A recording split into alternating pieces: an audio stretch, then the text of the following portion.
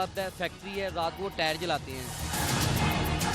इस वक्त हम मौजूद हैं यूसी 138 में। ये मोमिनपुरा का इलाका है जो दरोगे वाला चौक से कुछ ही आगे शादीपुरा के करीब आता है। और यहाँ पर जो रजिस्टर्ड वोटर हैं वो 17,000 के करीब हैं और आबादी तकरीबन 30 से 35,000 की है। इस वक्त हम इस अहाते में मौजूद हैं। ये इनकी सत कहलाती है, मोमिनपुरा का इलाका है। चेयरमैन जनाब अकरम गुज्जर साहब, हाफिज अकरम गुज्जर साहब और मतलूब जट साहब जो वाइस चेयरमैन हैं वो हमारे साथ मौजूद हैं।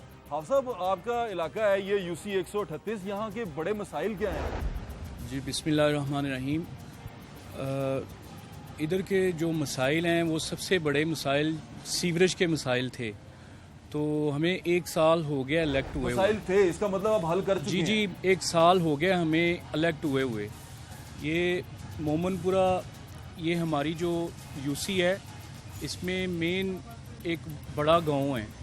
तो इसमें इसी तरह यूसी हमारी शुरू होती है ये जीटी रोड से। इसमें अब वादियाँ आती हैं, बस्ती मोहम्मद सैन, फ़याज़ पार्क, सुल्तान पार्क, अली हजवेरी पार्क, सरदारपुरा, हाजीपुरा, और ऐसे ही इधर आगे चले जाएं गुलबहार टाउन ABCD ब्लॉक है। फिर आगे चले जाएं अहमद टाउन है, सादक अली पार्क है, अहमद टाउन का कुछ एरिया है, अहमद पार्क है, फरजान टाउन है। उससे आगे चले जाएं जी शादीपुरा है, शादीपुरा के अब्दुल्ला पार्क है, अब्दुल्ला पार्क से आगे अफशा पार्क है, अफशा पार्क से आगे लेबिया कॉलोनी है, फिर इफ्तिखार पार्क है। ये हमारा यूसी का हल्का है। हाँ साहब, लोगों ने आप पे एतमाद किया है यहाँ पर, तो आपको लगता है कि ये जो आपने मुझे कहा सीवरेज का मसला था वो हल हो गया, लेकिन हमने कुछ जगह पे जाके देखा है सीवरेज का मसला अभी भी है, जौहड़ भी है, यहाँ पर तालाब भी हैं गंदे उसी तरह मौजूद हैं। कि क्या वजह है ये अभी तक कम्प्लीटली क्यों नहीं हो पाया? आज से पहले तकरीबन जब 2013 का इलेक्शन हुआ था ना, आज तो फिर भी काफ़ी हद तक इधर बेहतरीन चीज़ें हैं, सहूलत है, पक्की सड़कें हैं, गलियाँ हैं। जब इलेक्शन हुआ था 2013 का, बड़े इलेक्शन जब हुए थे, शेख रोहेल असगर जब इलेक्ट हुए थे इधर, उससे पहले ये इस इलाके में ऐसे था कि जैसे बिल्कुल आप जौहड़ की बातें करते होंगे, मुझे पता है अभी भी आप जहाँ बैठे हैं, हमने यहाँ आपके पीछे निशान लगे हुए हैं, ये सीवरेज मंजूर हो चुका है। दिक्कत यह है कि मैं जब मुंतखब हुआ था तो इलेक्शन कैंपेन पे जाना पड़ता है और जाता था, और फिर जब मैं वहाँ से गुजरता था, लोगों के पास जाता था, मेरी इंस्पेक्शन होती थी, तो मैं कभी कभी खुद भी सोचता था कि मैं ये सारे मसाइल कैसे हल करूँगा। मतलब एक बेबहा अंबार था। आपके पास इख्तियारात हैं? मुझे तो लगता है यूसी जो चेयरमैन है, वाइस चेयरमैन, इनके पास तो कोई इख्तियारात ही नहीं है। ये ऐसे है कि हमारा जो है वो तावन, हम शेख रोहेल असगर MNA जो उनके तावन से ये काम करते हैं सारे, उन्होंने काफ़ी काम कराए। अभी तक जो सारे काम हुए हैं ये उन्हीं के ताउन से, ये उन्हीं के ताउन। MPA का ताउन कैसा है आपके साथ? MPA बेशक हमारी पार्टी से है, नून लीग से है, लेकिन उसका ताउन जो है वो हल्के में बिल्कुल नज़र नहीं आता और ना होने के बराबर है। ये तो आज चेयरमैन बने हैं और मैं जिस दिन का इलेक्ट हुआ हूँ, अल्लाह की मेहरबानी से मैंने अपनी ज़िंदगी का ये मिशन बनाया है और इसको ये महकमा भी जानता है कि किसने असम्बली में इसके धुएं के खिलाफ आवाज़ उठाई। ये साहब तो काफ़ी मसरूफ़ होते हैं, इस्लामाबाद होते हैं, तो आपका तो जो ज़्यादा ताल्लुक होना चाहिए वो तो MPA से होना चाहिए, वहीद गुल साहब से। MNA साहब बिल्कुल मसरूफ़ होते हैं, लेकिन उन्होंने टाइम ख़ास रखा हुआ है हल्के के लोगों के लिए, वैसे भी उनके बेटे होते हैं साथ। अच्छा आप साहब, यहाँ पर एक जो बड़ी चीज़ देखने में नज़र आई, हम बाहर से आ रहे थे, यहाँ पर पोल्यूशन बहुत है। यहाँ पर ये इंडस्ट्री, क्या ये इंडस्ट्रियल एरिया है? असल में ना इंडस्ट्रियल एरिया इसलिए है कि यहाँ लोगों की ना प्राइवेट प्रॉपर्टी बहुत ज़्यादा है। कोई प्रॉपर उनका ना कोई प्लान नहीं था, लोगों ने प्रॉपर प्राइवेट दे के फैक्ट्रियाँ लगा ली हैं। फैक्ट्रियों में अब हमने 1 साल पहले भी काम शुरू किया था, बैनर वगैरह वेज़ा करके शेख रोहेल असगर के तावन से हम DCO के पास गए, फैक्ट्रियाँ सील भी करवाईं, क्योंकि जो कार्बन चलाते हैं ना वो इंतहाई सेहत के लिए मुज़र है। अब फिर ये जब सर्दियों की आमद हुई है ना, उन्होंने फिर चलाना शुरू कर दिया है। असल प्रॉब्लम यह है कि हमें एक बड़ी मजबूत लॉ मेकिंग की ज़रूरत है, प्रोविंशियल लॉ मेकिंग की ज़रूरत है, कि ताकि हम उसको इस तरह करें कि कोई शख्स भी वायलेट ना करे उसको। कोई मुस्तकिल इनका बंदोबस्त नहीं कर पाए आप? शेख रोहेल असगर साहब इस पे बारे बात नहीं कर पाए? आपके तवस्सुत से और शेख रोहेल असगर साहब को भी हमने एप्लीकेशन दी है। ये लास्ट हमारी अभी मीटिंग हुई है उनसे चंद दिन पहले, तो उन्होंने भी तावन की यकीन दहानी दिलाई है कि वो अपना इसमें किरदार अदा करेंगे। आप साहब, यहाँ पर एक चीज़ बड़ी देखी, हमने लोगों से बातचीत की, उन्होंने कहा जी कि अपने इलाके के करीब का इन्होंने काम करवा लिया, हमारे इलाके को छोड़ दिया। क्या ये बात सच है? नहीं, ऐसे नहीं होता। आप अभी चलेंगे हमारे साथ तो देखेंगे इलाके हमारे ही हैं सारे, क्योंकि हमने इधर से वोट लिए हैं, इलेक्ट किए हैं। हमारी जिम्मेदारी है सारी। जैसा कि मैंने आपको बताया, ये आपके पीछे भी निशान लगे हुए हैं, यहाँ भी सीवरेज मंजूर हो चुका है। हम आए हैं एक जगह से, जैसे आप जेल रोड पे चले जाते हैं, आप उधर चले जाते हैं, फिरोजपुर रोड पे चले जाते हैं, आप डिफेंस में चले जाते हैं, वहाँ से जब आप यहाँ आते हैं कुछ बड़ा डिफरेंस नहीं लगता आपको कि ये एकदम कहाँ से कहाँ आ गए हम?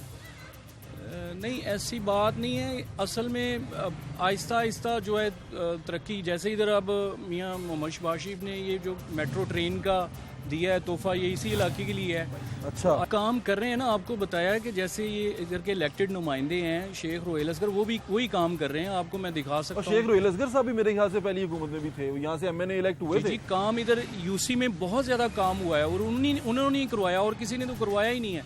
मैंने आपको बताया कि हमारे इलेक्टेड एमपी हैं, वो नज़र ही नहीं आते इधर। वो भी आपकी पार्टी के हैं, क्या वजह है इसकी कि वो नजर नहीं आते? बस क्या ये उनको तो- अच्छा नहीं लगता इलाका ये? जी, यहीं से जीते हैं, उनको हमने सब लोगों ने वोट दिए हैं। बुनियादी मसाइल का जब मैं इलेक्ट हुआ हूँ तो फकदान था, और जिसमें सैर फहरिस्त जो है वो पानी का मसला और निकासी आब का मसला, सीवरेज का मसला आप कह सकते हैं, जो है वो 40 करोड़ रुपए की खतीर रकम हमें दी है फॉर सीवरेज। आप साहब अब चलें सेहत की थोड़ी सी सूरत है, क्योंकि सेहत मुझे ऐसा लग रहा है कि यहाँ लोग ज़्यादा शिकायत यही करते हैं कि हमें कम से कम सांस लेने के लिए ताज़ी हवा तो दे दें। तो सेहत, जब ये लोग बीमार पड़ते हैं या कोई ऐसी चीज़ होती है तो ज़्यादातर ये कौन से हॉस्पिटल में जाते हैं? कौन सा सरकारी हॉस्पिटल पास है? इधर 2-3 सरकारी हॉस्पिटल पास हैं। शालामार अभी एक रिसेंटली बन रहा है यादगार पे, बहुत बड़ा 100 बिस्तरों पे मुश्तमिल बन रहा है, वो भी पंजाब गवर्नमेंट बना रही है उनको। सरकारी अस्पताल करीबी कौन सा आपको लगता है? सरकारी हॉस्पिटल, जैसे कि मैंने आपको कहा कि ये सर्विस हॉस्पिटल है, इसके अलावा म्यो हॉस्पिटल है। तो ये तो बहुत दूर नहीं पड़ता इन लोगों को, इनको परेशानी होती होगी। ये कोट ख्वाजा सईद है, ये करीब है, रिंग रोड के करीब, इधर चले जाते हैं। दूसरा ये है कि अभी जैसे कि मैंने आपको बताया कि ये यादगार करीब ही है, 100 बिस्तरों में मुश्किल, काफ़ी हद तक उसकी बिल्डिंग जो है वो तैयार हो चुकी है। ये भी पंजाब गवर्नमेंट का है, बेशक वो हमारे हल्के में नहीं है, लेकिन वो पंजाब गवर्नमेंट ही बना रही है। कह रहा हूँ कि यहाँ पे मैंने 100 बेड का हॉस्पिटल मंजूर हो गया। अब वो सिर्फ अगर वो प्रॉपर्टी ट्रांसफ़र हो जाएगी हेल्थ डिपार्टमेंट के नाम पे तो इंशाल्लाह वो भी शुरू हो जाएगा। आप तो सरकारी स्कूल कितने हैं आपके पास यहाँ पे? सरकारी स्कूल ये मोमनपुरा में भी है, एक लेडीज़ गर्ल्स का भी है, बॉयज़ का भी है। एक स्कूल है? जी, और आगे चले जाएं, हमारी यूसी की बात कर रहे हैं। हाँ, आपकी यूसी की आगे बात चले कर रहे हैं। जाएं, अफशा पार्क में भी है सरकारी? इसी तरह शादी सरकारी एक स्कूल जी है। सरकारी यानी कि आपके पास एक स्कूल है लड़कों का और एक स्कूल है लड़कियों का? उधर भी है, मिडिल तक है? जी। मिडिल तक। जी। तो उसके अलावा फिर वो बाहर जाते हैं, दूसरे कॉलेजेस में पढ़ने जाते हैं हायर एजुकेशन के लिए। स्कूल आप विजिट करें ना, स्कूल आप देखें, मैं आपको ये कहता हूँ, आपको दावा देता हूँ, आप जाके जितने स्कूल हैं आपको विजिट करें। अगर वहाँ पे आपको कमी नज़र आती है, आप फौरी तौर पर मेरी नॉलेज में लेके आएँ ताकि मैं उसको एड्रेस करूँ और वो ठीक करवाऊँ।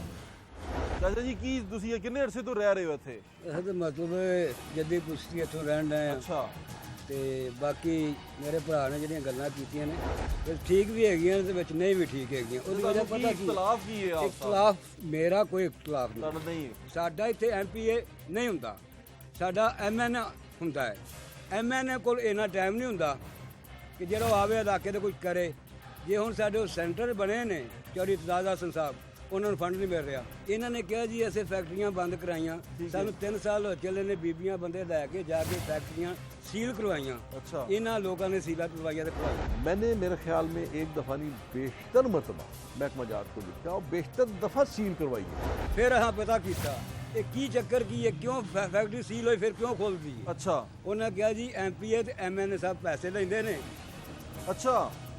बकौल उन्होंने लोग। अच्छा, आप साहब जवाब दें आप साहब इसका। मेरे बुजुर्गों ने कहा जी एमपी एमएनए पैसे लेते हैं, कोई भी अपने हलके में ऐसे काम नहीं करता। बल्कि मैंने आपको बताया है, मेरे पास उनके क्लिप मौजूद हैं और बाकायदा हमारी उन्होंने मीटिंग्स करवाई हैं और बैनर अवेज़ा किए, उनके नाम थे, हमारे पास तस्वीरें मौजूद हैं। तो बाकी इनका हक है जिस पे मर्ज़ी करें, लेकिन ऐसे नहीं है। उन्होंने तो काफ़ी इनके ऊपर हमारे एक्शन भी किए और ख़ुद एनवायरनमेंट का जो डायरेक्ट अमला था उसको साथ साथ हमारे भेजा और हमने फैक्ट्रियां भी सील की। मैं उसको ये चैलेंज करता हूँ कि वो अल्लाह के घर पे आए और कुरान के ऊपर हाथ रख के वो ये सबूत दे दे, तो मैं उसी दिन असम्बली से रिज़ाइन कर दूँगा, वरना वो भी इस चीज़ का जिम्मेदार होगा। लेकिन आप साहब ये एक बंदे की नहीं, यहाँ हमने काफ़ी लोगों से बातचीत की, उनकी भी यही शिकायत थी कि MNA MPA ध्यान नहीं दे रहे, अवामी नुमाइंदे जो उनसे हैं वो ध्यान नहीं देते। फैक्ट्री ये तो मैंने पहले भी कहा कि आपके तवज्जुह से उनको कहते हैं कि हम भी इंसान हैं, हमें भी सांस लेने में तकलीफ़ होती है, आप भी इंसान हैं, को खुदा का खौफ करें। ये जो कार्बन जलाते हैं ये इंतहाई मुज़र सेहत है। हाफ़ साहब, आपको लगता है कि आप अवामी नुमाइंदे हैं, कहीं बेबसी सी महसूस नहीं होती आपको इस सारे, मुझे तो आप बेबस नज़र आते हैं इस सारे मसाइल को लेके। देखिए, जब तक प्रॉपर इख्तियारात नहीं मिलते तो तब तक तो हम कुछ नहीं कर सकते। वैसे भी अवामी नुमाइंदे का काम क्या होता है, जो यूसी लोकल लेवल का होता है कि अवाम के अंदर रहें। क्या आपको लगता है कि आपके साथ जो MPA MNA अटैच्ड हैं वो आपके साथ भरपूर ताउन कर रहे हैं? जी, ऐसे ही तावन कर रहे हैं। आप अभी भी जाके देख लें, MNA साहब का जो दफ्तर है सुबह तकरीबन 10 बजे खुल जाता है और डेली बेसिस पे वहाँ उनके काम होते हैं, लोग जाते हैं अपने मसाइल हल करते हैं। हाँ साहब, इंसान के ना बुनियादी जो हकूक होते हैं ना, उनमें उसको साफ़ पानी मिलना चाहिए, सांस लेने के लिए ताज़ा हवा मिलनी चाहिए और खाना मिलना चाहिए। अब ये जो मुझे नज़र आ रहा ना, यहाँ पे सांस लेने के लिए ताज़ी हवा तो यहाँ किसी को नहीं मिल रही। यहाँ पर आपको पानी साफ पीने का आपको मिल रहा है आपको यहाँ पे, या आपने कोई अरेंजमेंट किया है? अभी थोड़ी देर हुई है, एक ट्यूबवेल हमने लगवाया उधर। नहीं आप फिल्ट्रेशन प्लांट, ट्यूबवेल में तो आपके पानी में आर्सेनिक बहुत है जो ज़मीन के अंदर है। फिल्ट्रेशन प्लांट भी यहाँ लगे हैं नए, और MNA के तावन से ही लगे हैं। और मज़ीद भी हमने जो ट्यूबवेल के लिए जो अप्लाई किया हुआ है, अब एक हमारा और ट्यूबवेल पास हो गया शादीपुरा के लिए। अच्छा, तो इंशाल्लाह बहुत जल्द। अच्छा, मैं दोबारा मुझे जरा क्लियर कर दे, मैं समझ नहीं पा रहा, ये ट्यूबवेल है या फिल्ट्रेशन प्लांट है, ये क्या है? पहले ट्यूबवेल लगता है, उसके साथ फिल्ट्रेशन प्लांट लगता है। अच्छा, फिल्ट्रेशन प्लांट है उस प्रोजेक्ट में? जी, उस प्रोजेक्ट में है। कोई अभी तक लगा हुआ है? जी, लगा हुआ है। अच्छा, हमने वो देखा है फिल्ट्रेशन प्लांट, वो काफी गंदगी में है और उसकी हालत बड़ी खराब है। पानी तो फिल्ट्रेशन प्लांट ने साफ देना होता है, अगर कोई सफाई का इशू है तो वो बुरी बात है, सफाई तो हो जाएगी। एक अभी इधर बाइक लगा हुआ है। खवातीन से ही बात कर लेते हैं। अम्मा जी, अच्छा कितने अरसे तो रह रहे हो खाला जी? 35 साल हो गए ने रहंदे आ। अच्छा, ਤੇ ਆ ਧੂਮੀਆਂ ਨੇ ਤਾਂ ਜਾਨ ਛੱਡੀ। अच्छा, ਬੜੀਆਂ ਸ਼ਿਕਾਇਤਾਂ ਵੀ ਕੀਤੀਆਂ। अच्छा खाला जी, ਤੁਸੀਂ ਵੋਟ ਪਾਉਂਦੇ ਹੋ? ਹਾਂਜੀ, ਸਾਰੇ ਵੋਟ ਪਾਉਂਦੇ ਹੋ? ਇਹਨਾਂ ਨੂੰ ਤੁਸੀਂ ਇਲੈਕਟ ਕੀਤਾ ਹੈ ਨਾ ਸਾਰਿਆਂ ਨੂੰ, ਤੇ ਜਿਹੜੇ ਤੁਹਾਡੇ ਨੁਮਾਇੰਦੇ ਨੇ, ਤੁਹਾਡੇ ਇੱਥੋਂ MNA ਜਿੱਤਦੇ ਨੇ, MPA ਜਿੱਤਦੇ ਨੇ, ਸਾਰਿਆਂ ਨੂੰ ਕਰ ਕਰਕੇ ਵੇਖਿਆ ਇਹੋ ਹੀ ਖਾਬ। ਤੁਹਾਨੂੰ ਵੱਡੇ ਮਸਲੇ ਕੀ ਨੇ ਇੱਥੇ ਦੱਸੋ? ਹੁਣ ਤੇ ਇਹ ਕਿਹਾ ਕਿ ਕੋਈ ਵੀ ਹੋਏਗਾ ਵੋਟ ਪਾਉਣਾ ਹੀ ਨਹੀਂ। ਅੱਛਾ, ਵੱਡੇ ਮਸਲੇ ਕੀ ਨੇ ਦੱਸੋ? ਮਸਲੇ ਇਹੋ ਹੀ ਨੇ, ਧੂਮ ਵੇਖੋ, ਕਿਸੇ ਨੂੰ TB ਹੋ ਗਈ ਹੈ, ਜ਼ੁਕਾਮ ਹੋ ਗਿਆ, ਸ਼ੂਗਰਾਂ, ਕੈਂਸਰ, ਹਰ ਬਿਮਾਰੀ ਲੱਗ ਗਈ। ਪਾਣੀ ਪੀਣ ਦਾ ਮਸਲਾ ਹੈਗਾ? ਹਾਂ, ਪਾਣੀ ਤੇ ਉੱਥੋਂ ਲਿਆਈਦਾ ਨਾ, ਉੱਥੋਂ ਟੂਵਲ ਦਾ। ਅੱਛਾ, ਆਖਦ ਬੇਟਾ ਸੁਣ ਮੇਰੀ ਗੱਲ, ਇਸ ਤਰ੍ਹਾਂ ਸਾਡੇ ਘਰ ਬੋ ਆਉਂਦੀ ਜਿਵੇਂ ਕੁੱਤੇ ਮਰੇ ਨੇ, ਤੇ ਜਾ ਕੇ ਸਾਡਾ शर ਵੇਖੋ, ਸਾਡੀਆਂ ਸੇਖਾਂ तक अंदर काल गई। UC 138 में मौजूद हैं, बातचीत का सिलसिला जारी है, तमाम लोग यहाँ मौजूद हैं, चेयरमैन भी हैं, वाइस चेयरमैन भी हैं। एक छोटे से ब्रेक के बाद दोबारा वापस आएंगे और गुफ्तगू को यहीं से स्टार्ट करेंगे। सिर्फ मेरी इन्होंने दावत है कि काम जो दूर इलाके कराओ तो मेरे इलाके भी कराओ। जब मेट्रो बनेगी, सारा आपकी तलीम का, हमारी तलीम का, हमारे जो सेहत का पैसा मेट्रो पे या ऑरेंज लाइन पे लगेगा, तो इनको क्या दिया जाएगा? उनके घर के आगे से जो सड़क जाती है वो मैंने बनवाई है। अब चाहिए तो ये ना कि वो सड़क को इस्तेमाल ना करें। इंसान की खुशहाली नहीं, अगर उसकी ज़िंदगी को बेहतर नहीं है, अगर उसकी ज़िंदगी सेहत याब नहीं है, तो इंसान वो तरक्याती कामों का क्या? काम की बारी आती है, वे कहते हैं ये प्राइवेट स्कीमें हैं, प्राइवेट स्कीमों वालों से वोट नहीं लेते, काम को किसने काम करवाने?